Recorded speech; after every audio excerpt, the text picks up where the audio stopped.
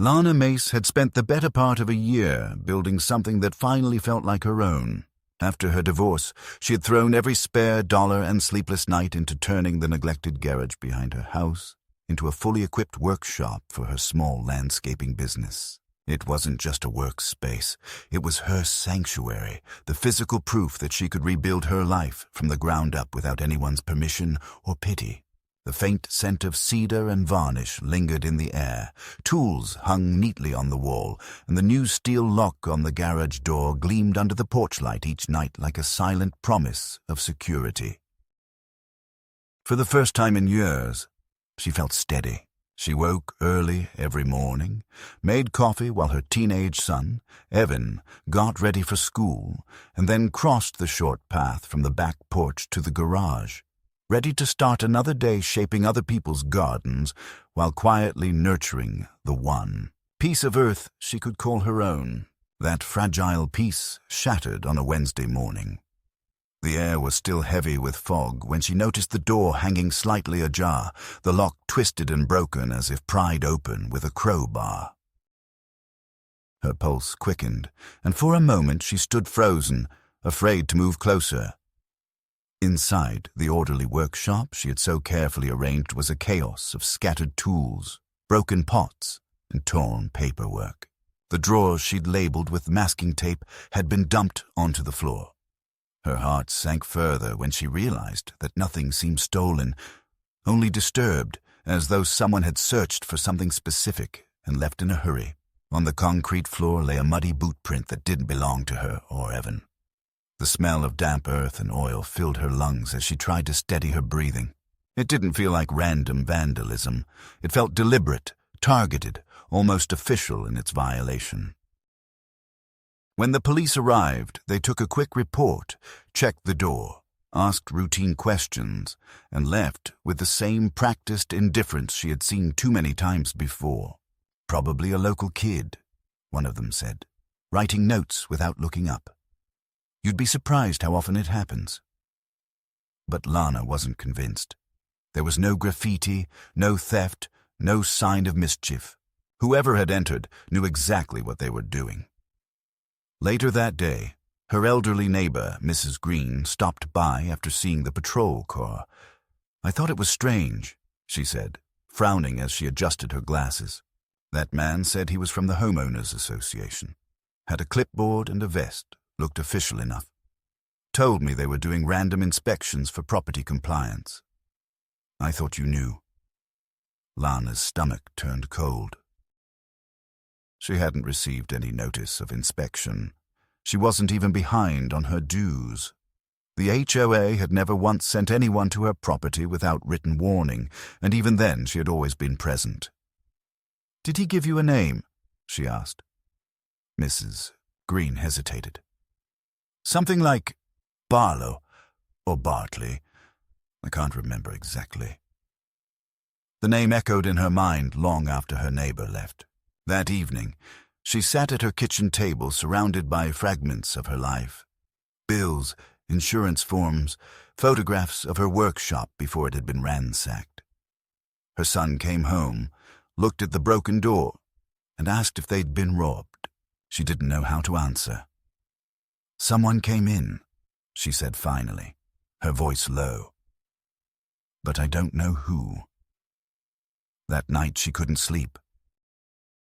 Every creak of the house made her tense. Every shadow behind the curtains felt like an intruder waiting for a second chance. Around midnight, she walked outside barefoot, the cool grass brushing against her feet, and stood in front of the garage. The silence pressed down on her like a weight.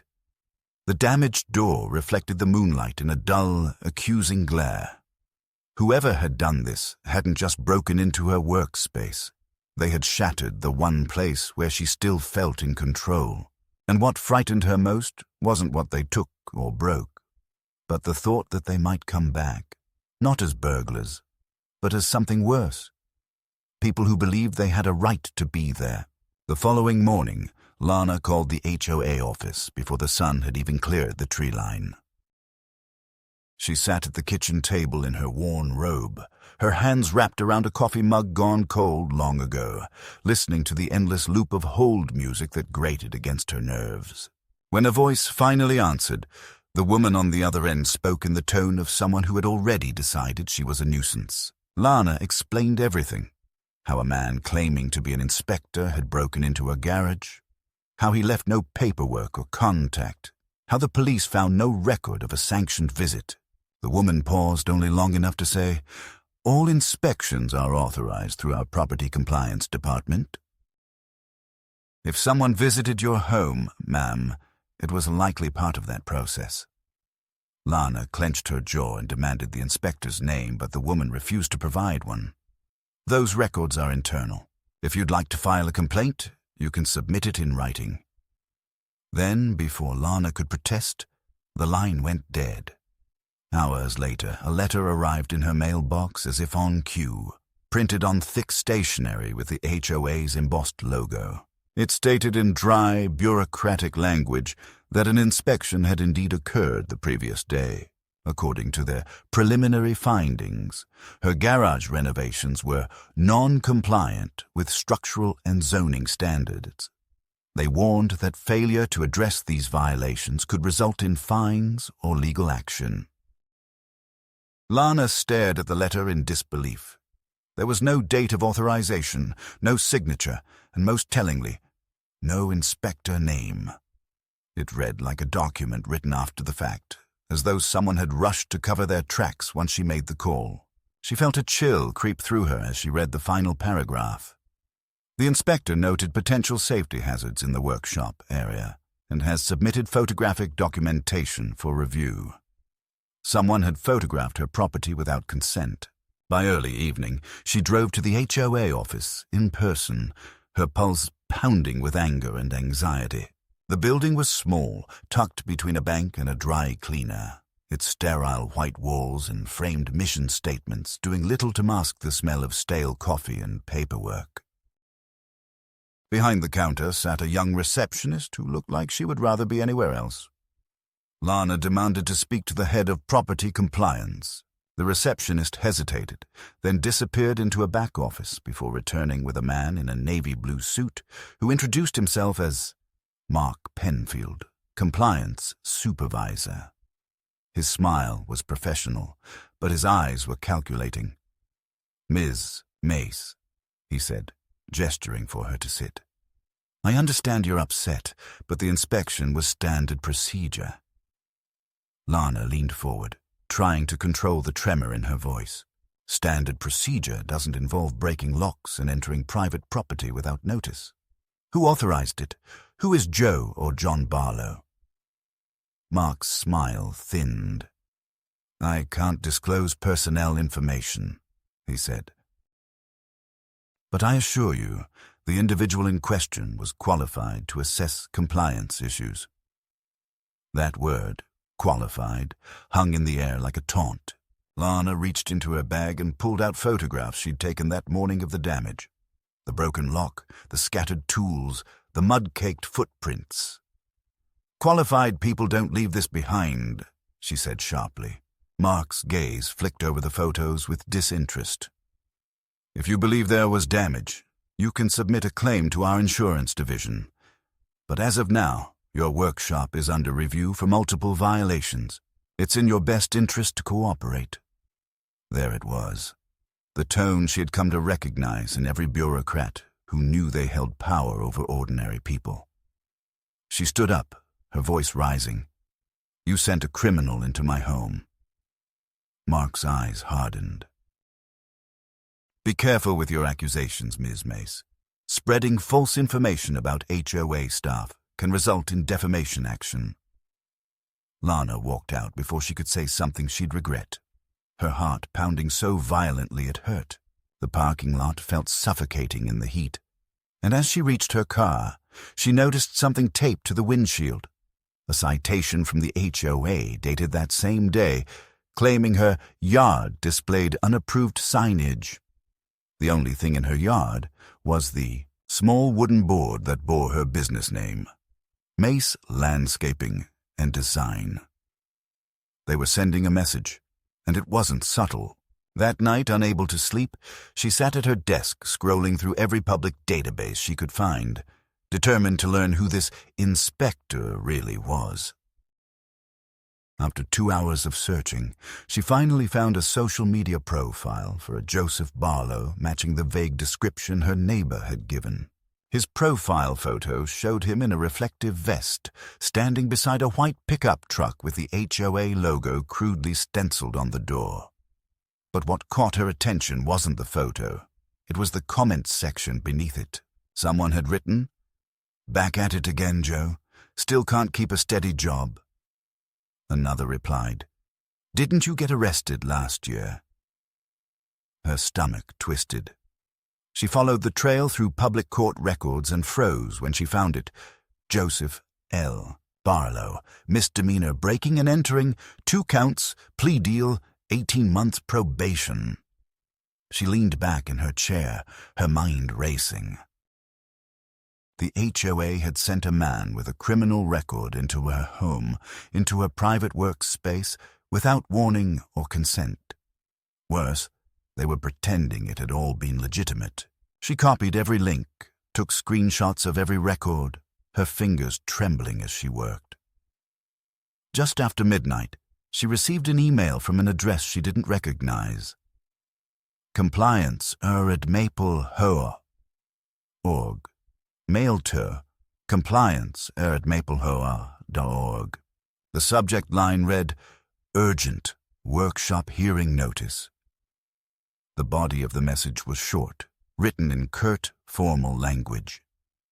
You are required to attend a compliance hearing regarding violations discovered during inspection. Attendance is mandatory. Failure to appear may result in enforcement actions, including fines or lien placement. She reread the email again and again, her anger giving way to a deeper, colder kind of fear. They were escalating. It wasn't enough that they had broken into her property. They were now twisting that act into justification for punishing her. The next morning, she printed the email and brought it to the local police station, hoping someone would listen. The officer on duty barely glanced at it before shrugging. "You can file a civil complaint," he said. "But if it's HOA related, it's not a criminal matter. They've got broad authority in these communities." Driving home, Lana felt the walls closing in. Her garage door was still damaged, the broken lock dangling loosely, a visible reminder of how easily someone had stepped into her life and turned it upside down. The idea that this man, this unlicensed criminal inspector, could return under the HOA's blessing made her skin crawl. She parked in her driveway and sat there for a long time, gripping the steering wheel until her knuckles whitened. Through the cracked window, she could hear the faint hum of the neighborhood. Lawn mowers, distant laughter, the sound of a dog barking 2 streets over. Everything looked normal, ordinary, calm. But nothing was normal anymore. Somewhere behind those trimmed hedges and pastel mailboxes, people in suits were deciding that her rights, her safety, and her home could be reduced to a line item on a compliance report. When she finally stepped out of the car, she saw something glinting near her front steps. A small metal badge lay half buried in the dirt, scratched but still legible. The engraving caught the light. Property Compliance Division, Red Maple HOA. And beneath it, barely visible under the mud, was a name, Barlow. Lana arrived at the hearing with a folder clutched so tightly in her hands that the edges were bent and damp from sweat. The notice had instructed her to appear at the community center on a Tuesday morning, and though the building was barely half a mile from her house, she felt as if she were walking into enemy territory. The room was sterile, lined with folding chairs and a long oak table where 3 members of the HOA board sat like judges. A printed placard identified the man in the center as Richard Hanlon, board president. He was flanked by a woman with too bright lipstick and a younger man with a laptop already open, fingers poised to type, When Lana took her seat, the sound of the chair scraping across the tile echoed harshly. Richard offered a tight, performative smile. "Ms. Mace, thank you for coming on such short notice. We've received several reports of unpermitted modifications to your property." She met his gaze, steady but simmering. "Those so-called reports came from someone who broke into my garage. I'm here to talk about that." Richard's smile didn't falter, but his eyes hardened. "All inspections are authorized," he replied smoothly. Our inspector was acting within the rights granted by the association's bylaws. Lana placed a stack of printed court records on the table. "This is your inspector," she said. "Joseph Barlow. No license, no credentials, and a criminal record for breaking and entering. You sent this man into my home." The woman beside him gave a small gasp before glancing nervously at Richard, who quickly gathered the papers and flipped through them as if they were trivial. "These documents," he said, "don't necessarily pertain to the same individual. You're making serious allegations without proof." "I have proof," Lana shot back. "I have photos of his truck, your logo on the side, and the badge he dropped in my yard." "Are you seriously going to sit there and pretend you didn't know who you hired?" The younger man at the laptop typed rapidly, his expression impassive. Richard leaned forward, lowering his voice just enough to sound like a threat disguised as patience. "Ms. Mace, if you continue to speak in this tone, we may have to end the meeting. We're here to discuss your violations, not to entertain unfounded conspiracy theories." Lana felt the blood rush to her face, her pulse hammering in her temples. She forced herself to inhale slowly. "Then I'll take it up elsewhere," she said, "with my lawyer and with the police." At the mention of a lawyer, Richard's demeanor changed. For the first time, he looked uneasy, exchanging a quick glance with the woman beside him. "That won't be necessary," he said curtly. "Perhaps there was an administrative oversight. We'll review the inspector's file internally." Lana didn't move. "Oversight," she repeated. "He broke into my property. He damaged my door. That's not oversight. That's a crime." Richard sighed, his professional mask slipping slightly. "Look," he said, his voice quieter, more deliberate. "You've made your concerns known. But let me give you some advice. Making this public won't help you. It'll only make things harder for you in this community." That phrase, "this community," carried a weight she recognized instantly. It wasn't about neighborhood unity or goodwill. It was about control. The message was clear. Back down, or we'll bury you in red tape and fines until you can't breathe. Lana stood, gathering her papers. "Then I guess I'll just have to see how hard you're willing to push." She walked out before they could respond, her heart pounding in her ears. Outside, the air was bright and sharp, but the sunlight felt hollow. She knew she'd just crossed an invisible line that people in her neighborhood weren't supposed to cross. By the end of the week, the retaliation began. A letter appeared on her door, claiming she was in violation of yard maintenance standards because her hedge exceeded the approved height by 2 inches. Another followed, citing unauthorized signage, again targeting the small wooden board advertising her business. Neighbors began to avoid eye contact when she walked her dog. Some whispered that she was trouble. Others stopped returning her calls. One evening, while unloading tools from her truck, she noticed a man sitting in a dark sedan parked across the street, engine idling. When she stepped toward him, the car rolled away without headlights, disappearing around the corner. The next morning, she found her trash bins overturned and the words "Rule Breaker" sprayed in white paint across her fence. She scrubbed the graffiti off herself, hands trembling, refusing to give whoever did it the satisfaction of seeing her call for help. But that night, as she sat in her living room trying to read, she heard the soft click of a camera shutter outside her window. She froze, staring at the curtain, her breath shallow. When she yanked the curtain aside, there was nothing, just the quiet glow of the streetlight. Determined to protect herself, she installed motion-activated cameras around her property. 2 nights later, she woke to an alert on her phone. The footage showed a figure in a dark jacket walking up her driveway at 2:14 a.m., shining a flashlight into her garage windows. When the beam caught the camera, the figure looked up briefly, and even through the grainy footage, she recognized the outline of his face. Barlow. Her stomach twisted as she watched him linger for a few seconds before turning and walking away. The police came again, but their response was the same tired indifference. "You can't prove he intended harm," one officer said. "It's not illegal to walk by someone's house."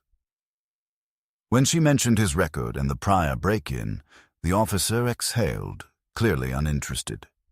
"Ma'am, if he works for the HOA, that's between you and them. Unless he steals something, there's not much we can do." That was when she realized she was on her own. She contacted an attorney, a woman named Rachel Pierce, who specialized in HOA disputes. Rachel reviewed the documents, the letters, and the footage in silence before finally saying, "They've put themselves in a corner. If they knew about Barlow's record and still sent him to your property, that's negligent hiring. You could have a strong case." For the first time in weeks, Lana felt a flicker of hope. Together they filed a formal demand for disclosure, requesting all employment records, communications and incident reports involving Joseph Barlow. The HOA's response came swiftly and smugly. They denied her request, citing confidential personnel information. But what caught Rachel's attention was a single line buried in the letter.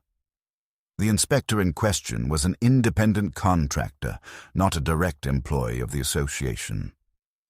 It was a technical dodge, one that screamed guilt. Rachel smirked. "They're trying to shift liability.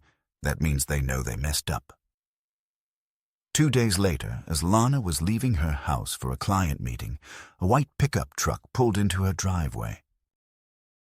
Her muscles tensed when she saw who stepped out. Joseph Barlow himself.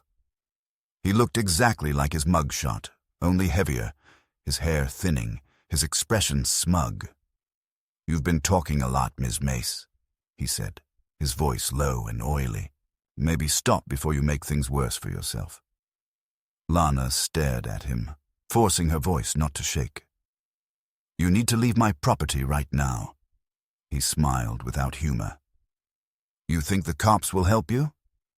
"The HOA's got my back. Always has."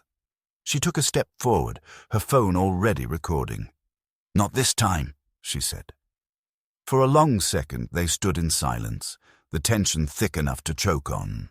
Then he spat on the gravel, turned, and drove off. As the sound of the truck faded, Lana realized her hands were shaking so violently she could barely hold the phone. She uploaded the video immediately and sent it to Rachel, who responded within minutes. "That's intimidation. It's not just a civil case anymore, it's harassment. We're going to use that." That night, as rain hammered against the roof, Lana sat by the window watching the driveway glisten under the streetlight. She felt the fear pressing against her ribs, but underneath it pulsed something stronger, something sharper. Resolve. The HOA wanted her scared, silent, compliant. But they had underestimated her. They had violated her home, her safety, her dignity. And now, for the first time, they had given her a reason to fight back with everything she had. By the time spring edged into summer, Lana had transformed her anger into precision. Every document, every email, every recording was carefully archived and labeled, ready for the inevitable war she knew was coming. The HOA had stopped pretending to be civil. They sent notices weekly now. Citations for imaginary infractions, demands for new permits, warnings about fines that grew larger with every letter. Yet, beneath all the bureaucratic venom, Lana could sense their fear. Her lawyer, Rachel, had managed to get a copy of a background verification form for Joseph Barlow from an anonymous source. The document, though redacted, contained enough to prove that the association had been explicitly warned about his criminal history before they hired him. The phrase prior conviction, breaking and entering was highlighted in red ink. Rachel's hands trembled slightly as she placed it on the table between them. "This," she said quietly, "is your smoking gun." Lana stared at the paper, a surge of vindication washing through her. But before she could speak, Rachel added, "We're not the only ones. 2 other homeowners reached out to me this week. They say the same man inspected their properties. In one case, he threatened to condemn a patio unless they paid an immediate compliance fee. In another, he forced his way into a backyard shed." Lana felt both sick and strangely validated. It wasn't just her. This was systematic. "They thought they could use him to scare people," Rachel continued. "And when someone pushed back, they'd call it a misunderstanding." A few nights later, Lana invited the other homeowners to her house. They sat in her living room, nervous but determined, 3 strangers bound by the same violation. One of them, an elderly man named Robert Kim, showed her a crumpled receipt for a cash payment Barlow had demanded on behalf of the HOA. "He said it was to cover inspection costs," Robert muttered, staring down at his hands. "But it wasn't on any official letterhead. I knew something was wrong." Another woman, Deirdre, described how Barlow had entered her property while she was home, shouting about non-compliant fencing. "I didn't report it," she said quietly, "because I thought no one would believe me." The realization hit Lana like a punch. This wasn't a single act of misconduct. It was a pattern of intimidation orchestrated by people who thought they were untouchable. Rachel took their statements, promising confidentiality, and within days filed an amended complaint that accused the HOA not only of negligent hiring, but of deliberate misuse of authority. When the story broke on a local news site, the response was immediate. Journalists began calling, cameras appeared on her street, and the HOA released a public statement that was almost comically defensive. They denied all wrongdoing, describing Barlow as a contracted consultant acting independently, and accused Lana of spreading misinformation harmful to the reputation of the community. But the damage was done. Once the article named Barlow's criminal past and mentioned multiple homeowners' complaints, the story took on a life of its own. For the first time, Lana felt the weight of public attention shift in her favor. Support poured in from neighbors who had once avoided her, from strangers online, even from former HOA employees who shared anonymous tips about the board's corruption. One message stood out, a short, unsigned email that read, "Check the board minutes from February. You'll find what you're looking for." That night, Lana logged onto the HOA's public portal, scrolling through the digital records until she found the meeting notes in question. Buried between discussions about landscaping budgets and parking restrictions was a line that froze her blood. Motion passed to expedite hiring of external inspector, despite incomplete background check. Approved by all. Hanlon. It was all there in black and white. The board had knowingly fast-tracked Barlow's hiring, ignoring every safeguard meant to protect residents. She printed the page and brought it to Rachel the next morning. "They didn't just overlook it," Lana said, her voice low but steady. "They authorized it." Rachel nodded grimly. "Then we add gross negligence and reckless endangerment to the complaint. They're going to regret ever sending him to your property." But victory, even partial, came at a cost. The backlash from the HOA intensified. Neighbors began receiving letters suggesting that Lana's unfounded legal actions were increasing association fees. Someone created an anonymous online group accusing her of trying to destroy the community.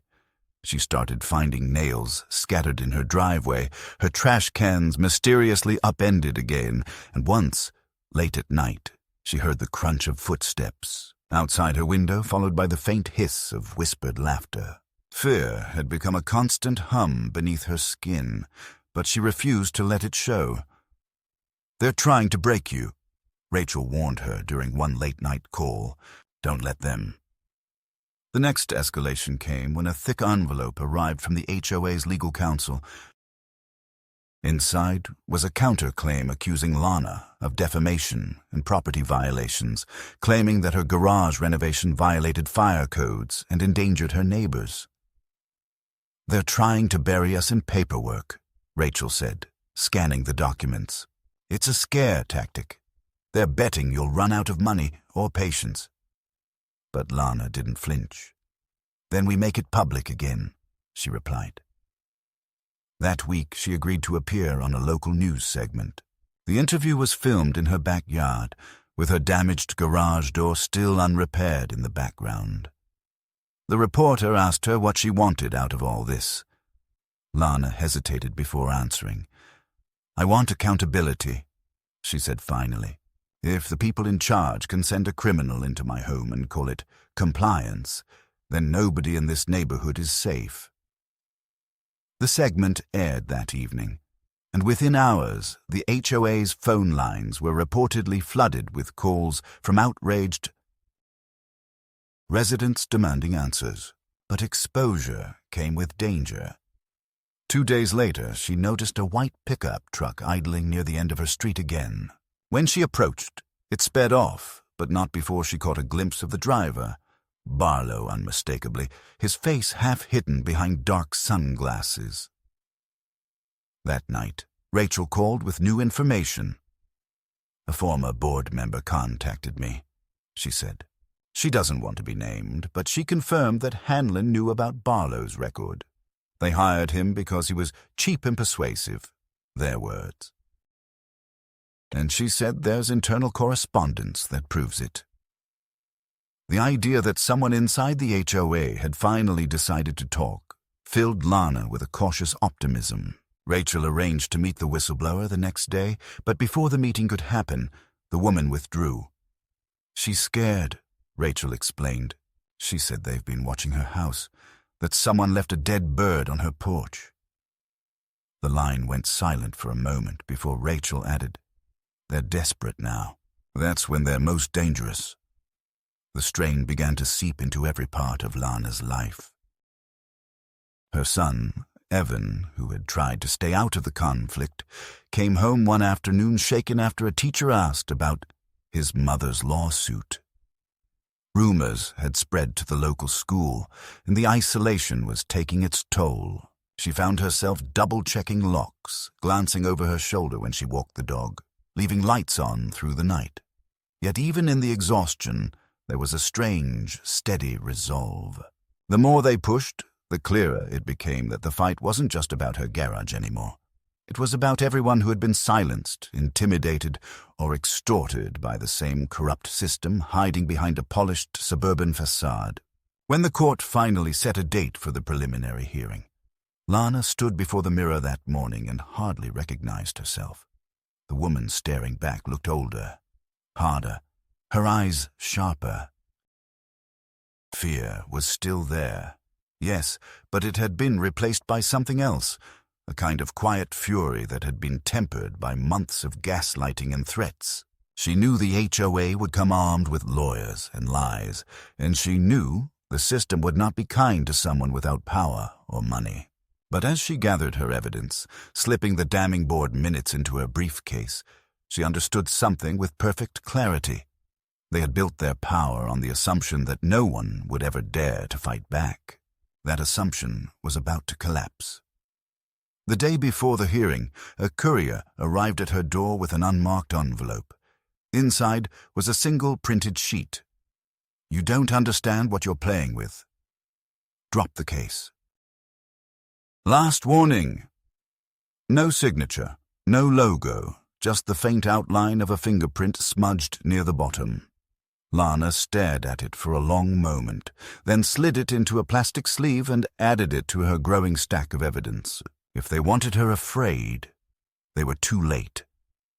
The fear had burned away, leaving something harder, colder, and infinitely more dangerous. The determination of a woman who had nothing left to lose and everything left to prove. The lawsuit had turned Lana's quiet suburban street into a battlefield disguised beneath white fences and manicured lawns. From the outside, life continued with artificial normalcy. Children rode their bikes, sprinklers arced over trimmed grass, and neighbors exchanged tight, brittle smiles. But underneath, the air was poisoned.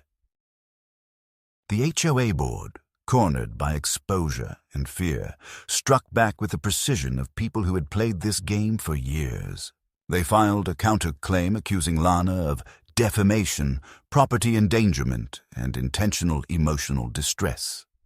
Words that sounded absurd in their vagueness, but carried the weight of financial ruin if she lost. Her attorney, Rachel, called it retaliation, pure and simple, but Lana knew it was more than that. It was psychological warfare meant to bleed her dry, one bill, one sleepless night at a time. Almost overnight, she became a pariah in her own neighborhood. The same people who had once waved politely now crossed the street to avoid her. A rumor spread that her business was operating illegally, that she hadn't paid taxes, that she was trying to destroy the HOA to get out of paying her dues. Her clients began canceling contracts, citing concerns about community reputation. A landscaper she occasionally worked with refused to answer her calls, and when she finally cornered him at a supply yard, he wouldn't meet her eyes. "I got a letter," he said quietly, "from the HOA's council. They said anyone doing business with you could be implicated if this thing goes south." He left before she could respond.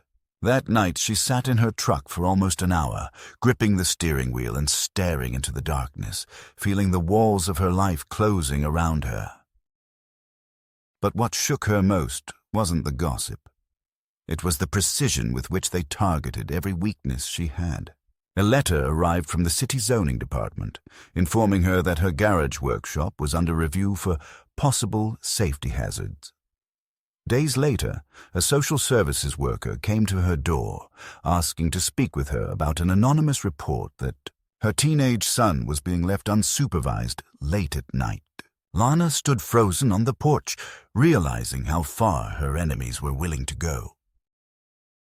She answered every question calmly, even managing a brittle smile, but when the woman finally left, she sat on the steps and felt tears sting her eyes for the first time in months. The humiliation, the fear, the exhaustion, they were all weapons, sharpened deliberately by people who knew that breaking her spirit was easier than defeating her in court. Rachel urged her to document everything. Every notice, every email, every strange car that appeared outside her house at odd hours. Lana followed the advice religiously, filling folders with printed screenshots and photographs, her home office transformed into a war room. Late one night, while compiling the growing mountain of paperwork, she noticed something she had overlooked before, a short line in one of the HOA's recent filings that mentioned security contractors engaged for member protection. The name of the contracting company made her skin crawl. Central Civic Industries. It was the same corporate name that had appeared on the side of Barlow's old work truck in one of the photos she had taken months ago. She called Rachel immediately. "They're still using them," Lana said breathlessly, "even after everything that's come out." Rachel sighed heavily on the other end. "Then it's worse than negligence. It's collusion. They never stopped working with him because he was never really fired." The next day, an envelope with no return address appeared in her mailbox. Inside was a single sheet of paper, a grainy photograph showing Lana standing outside her workshop, talking on her phone. The message scrawled across the bottom read, "You're being watched. Drop it." She brought it straight to the police, but the officer at the desk barely glanced at it before handing it back. "We can't verify who sent this," he said flatly. "Could be anyone. Best thing you can do is install more cameras." She walked out without a word, trembling not with fear, but with a cold, quiet rage.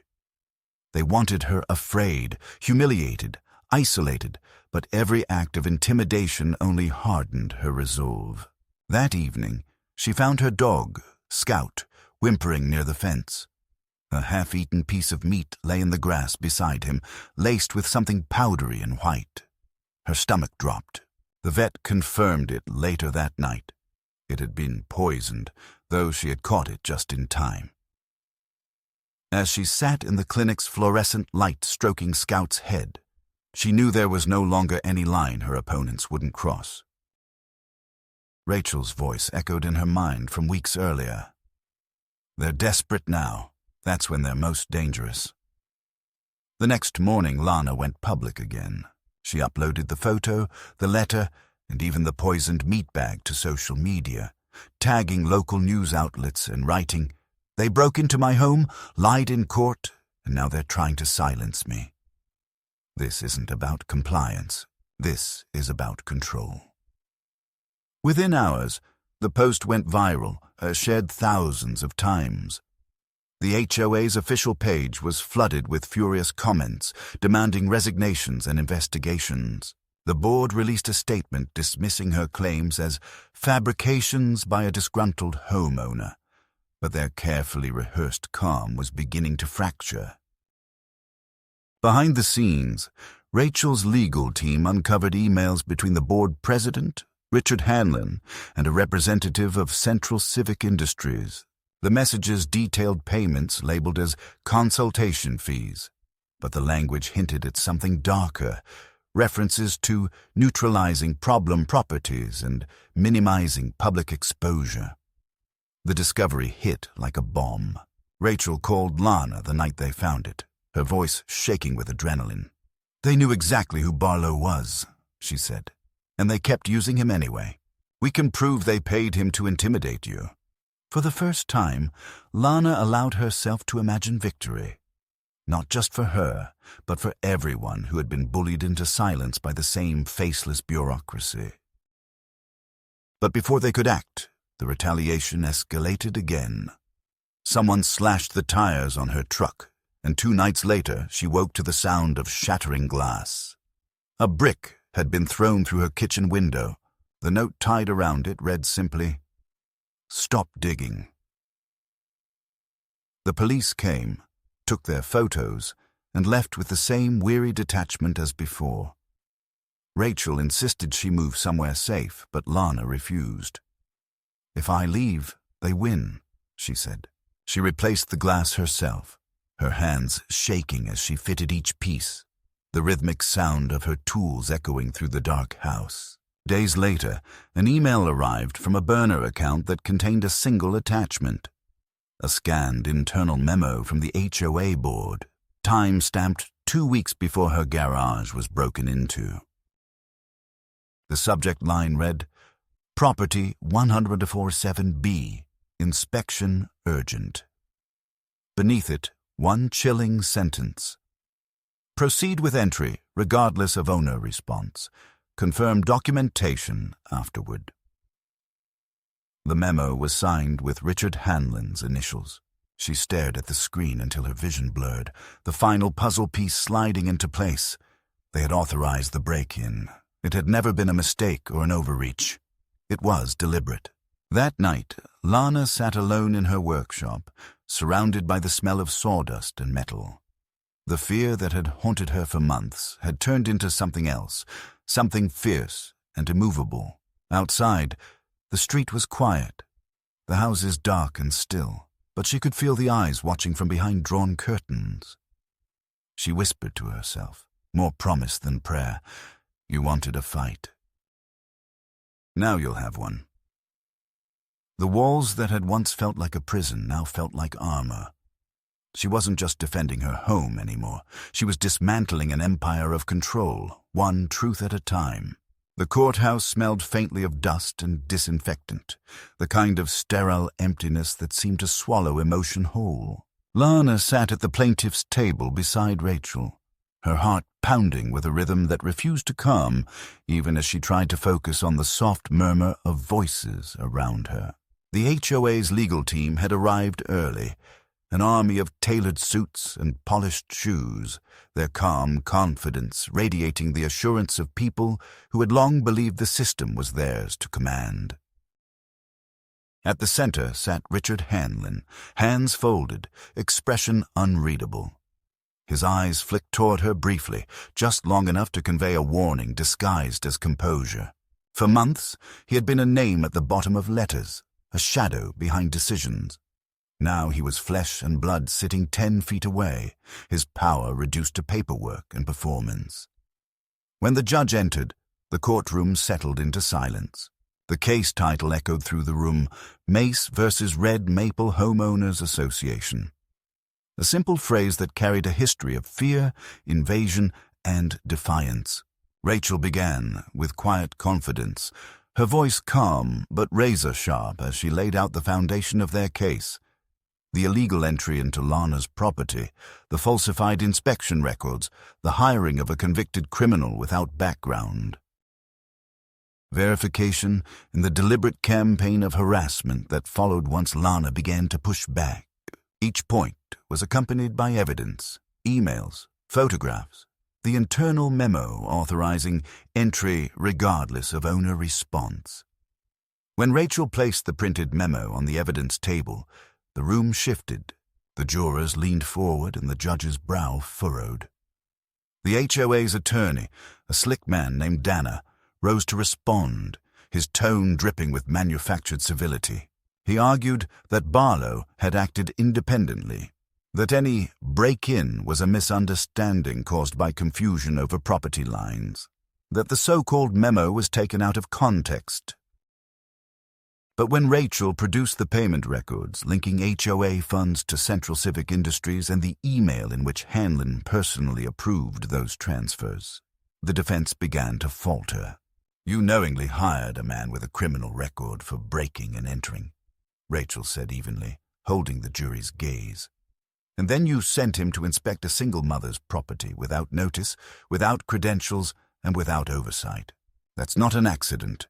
That's negligence so severe it borders on malice." Lana watched as Hanlon's composure cracked for the first time. His jaw tightened, a faint tremor betraying the anger simmering beneath his carefully managed calm. When he took the stand later, he tried to rebuild the mask. His testimony was a web of half-truths. He claimed he had no personal involvement in the inspection process, that he had trusted his subordinates, that the board acted in good faith. But Rachel was relentless. "Mr. Hanlon," she said, handing him a printed email. "Can you read the subject line?" He hesitated. "It says, Property 147B, Inspection Urgent," he finally admitted. "And that's your signature at the bottom, correct?" "It appears to be."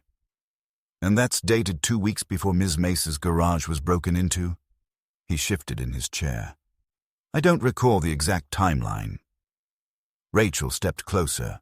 "Then allow me to remind you, it was February 12th. The same day you approved a payment to Central Civic Industries for special compliance services.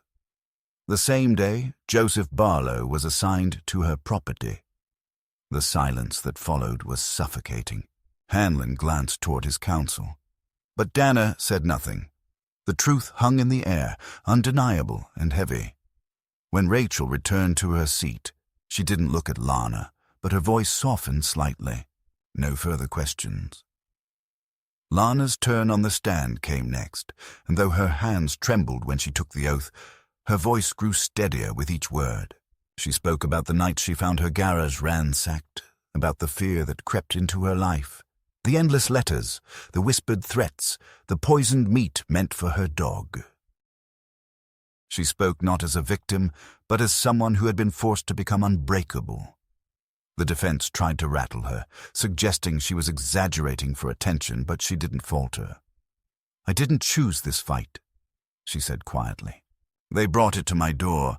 All I did was refuse to be silent." When the closing statements came, Rachel kept it simple. "This isn't about a broken lock," she said, facing the jury. "It's about accountability. When power goes unchecked, when institutions believe they are above the law, ordinary people suffer. Today, you decide whether that ends here." The verdict came the next morning. The jury found the HOA liable for negligent hiring, invasion of privacy, and emotional distress. Damages were awarded, $200,000 in compensation, plus an order requiring an independent audit of the association's hiring and security practices. When the words were read aloud, Lana didn't move. She sat perfectly still, tears welling but never falling, her breath catching in disbelief. Rachel squeezed her hand once, a silent acknowledgement of everything they had endured to reach this point. Hanlon's expression was unreadable as the judge adjourned the session. He stood stiffly, his lawyer whispering in his ear, but the veneer of control had cracked completely. Outside the courthouse, reporters crowded the steps. Cameras flashed, microphones thrust forward, questions overlapping into chaos. Lana said nothing at first. Then, as Rachel guided her past the crowd, she stopped and turned toward the cluster of voices. "They thought they could scare me into silence," she said, her voice carrying over the noise.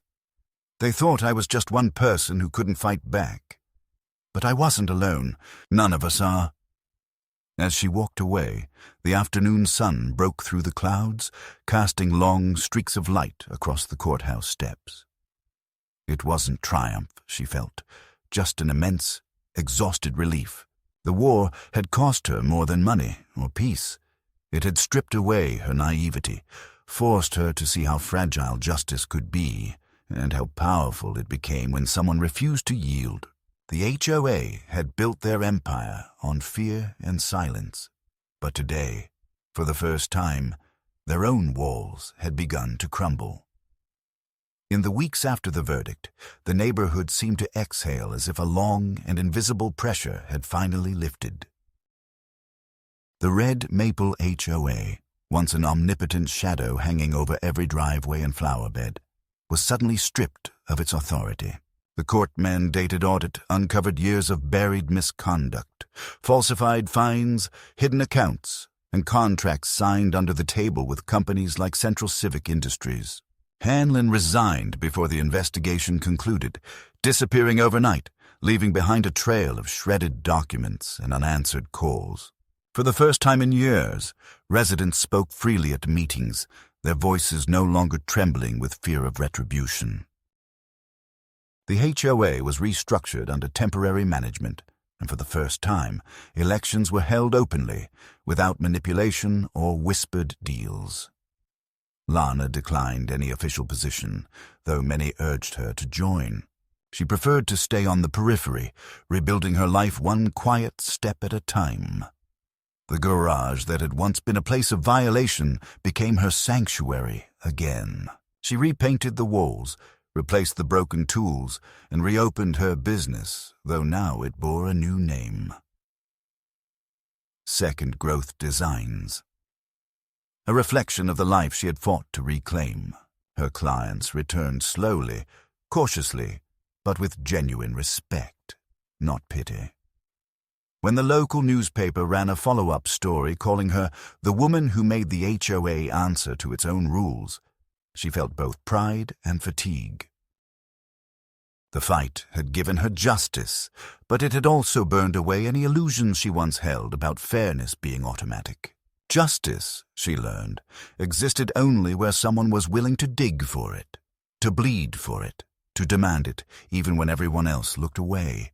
Sometimes, late at night, she would step outside with a cup of tea and watch the street that had once been her cage.